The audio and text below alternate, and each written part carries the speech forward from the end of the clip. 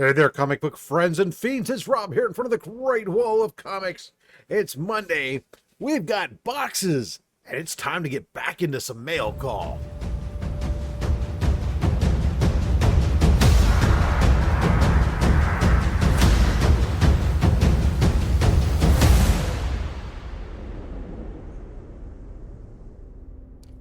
All right, mail call time. We haven't done one in a few weeks, thanks to the con schedule. But this one, cool. We got ourselves a slab, and we got ourselves some art, some OA art. I always love art myself.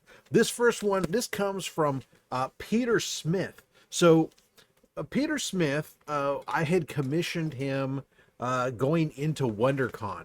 I had set up a pre-con commission, and when I got there, he ended up having some different stuff going on. I kept telling him, I said, no, hey, I'm here all the time, or the whole weekend, and so he kind of put it off. And next thing we know, come Sunday, I go over to go pick up the books, and he's like, "Oh, you know what? I had some different stuff going on. I'll try to get it done later today." I said, "Well, I'm getting ready to leave. Just take it home with you. No big deal." I usually always tell the artists, "I'm not in a rush. You can go ahead and take it home, and we'll arrange to get it shipped to me. No big deal. I'd rather get a good product than get a rushed product." So, anyways, we get he says, "Okay, cool, no problem." And he says, "Because you're being cool about it, I'm going to go ahead and give you an extra sketch cover." And I told him, "Cool, since you're going to do that, because I do this charity, I'm going to actually give it to Comics Curing Cancer." Then he said that he'd give me another one on top of that, then, since it's going to Comics Curing Cancer.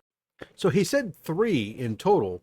What I have here is 2, and that's okay. I'm not going to go chase down somebody and go, "Oh, you promised to give me a third one, and, I only paid for one." Dude, I'm cool that he gave me a second one that we can use for Comics Curing Cancer. So here we go. This is the one I had commissioned.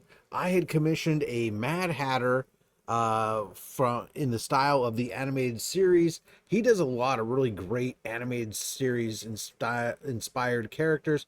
Mad Hatter is one of those ones I think just goes really well with that. And so there we go. It's his rendition of the Mad Hatter. So that goes into my PC. Now, for the wow, for the second book, which is going to be donated to Comics Curing Cancer. So this is going to be available during our October event. This is absolutely beautiful. Now, this is a Harley Quinn cover that he did. And what's great about this is I saw him post one of these not long ago up on Remark, which is an auction site specifically for art, and it sold for like $700. So yeah, this is beautiful. Harley Quinn in the classic Harley Quinn outfit from Peter Smith, going to Comics Curing Cancer. That's great. Woo!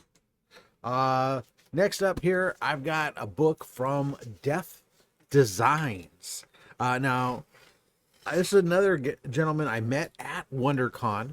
I had him commission this piece here, this Rocketeer punching a Nazi. Absolutely phenomenal. Then I reached out to him again recently to help me out with something for Comics Curing Cancer, and he agreed to do a piece for us for Comics Curing Cancer.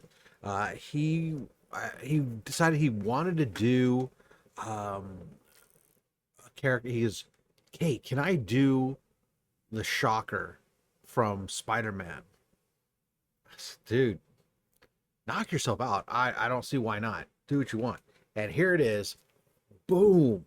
Oh, that is an incredible, incredible thing. I love Death's monochromatic color palettes he uses. I think it's absolutely wonderful. And this is just a great, great rendition of the Shocker. Um, I know I'm going to be bidding on this one in October for Comics Curing Cancer. This is just phenomenal. Thank you so much, Death, for that.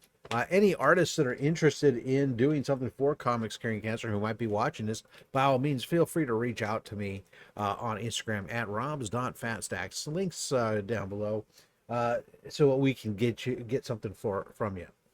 All right, what we got next? Oh, Rosie Gifford. Okay, so this I have this was another one. This one was a Heroes Con commission. I had reached out to Rosie Gifford to do a commission ahead of time for Heroes Con, and she was not going to have enough time for me to mail her the book because she's in Canada, and said just bring it with you to Heroes, and I did. And again, I told her, hey, if you don't get to it, no big deal, blah blah blah. Sure enough, end of the day, Sunday, she's going, well, or I think earlier in the day on Sunday, she's telling me, I think it's going to be best if I just take it home with me and do it there because I'm kind of behind. And I said, absolutely, no problem. I totally get it. How much, what do you need? So she took some time to do this. Now, I don't know what she actually did. When I commissioned her, I had given her a choice. I wanted to do either Spoiler from Batman or Cassandra Cain. We were gonna do a character with some spot color. I'm trying to do this without seeing it. I gotta untape this. This is sealed super well. I want to see it when I reveal it because I not previewed this at all. All right. I think it's the right side up. Let's find out. Here we go. So it was Rosie Gifford give us. Oh, it's blank cover. That's how you know we've not rehearsed this at all. All right. So we've got this.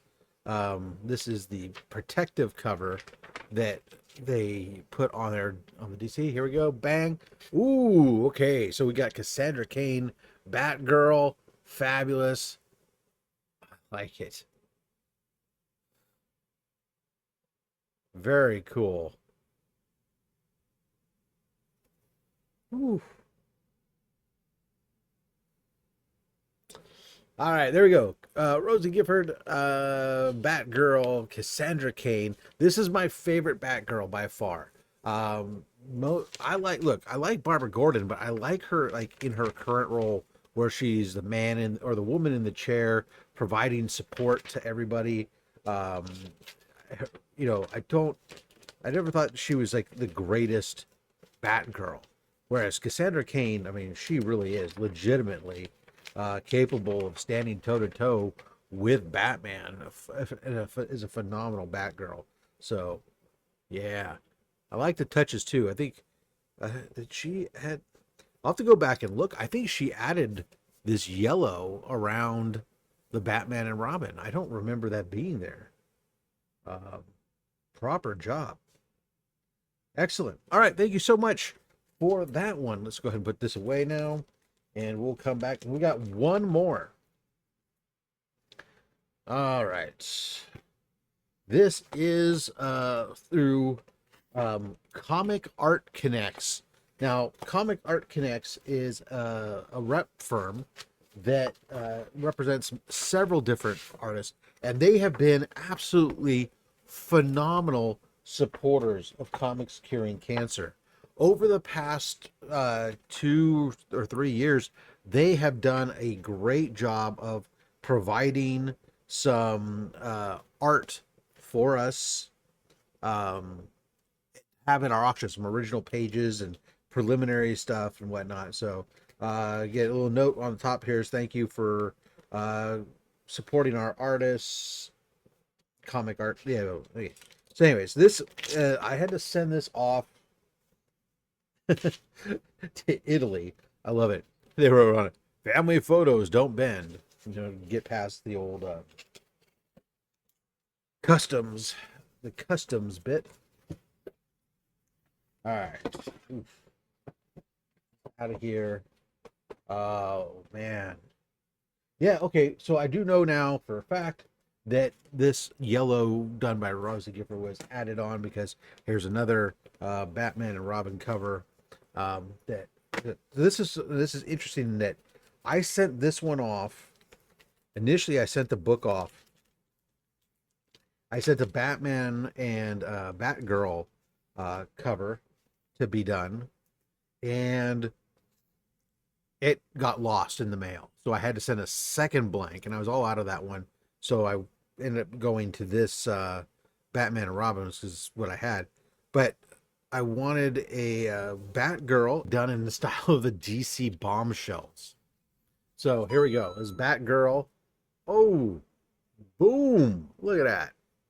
DC Bombshells, Batgirl, wraparound.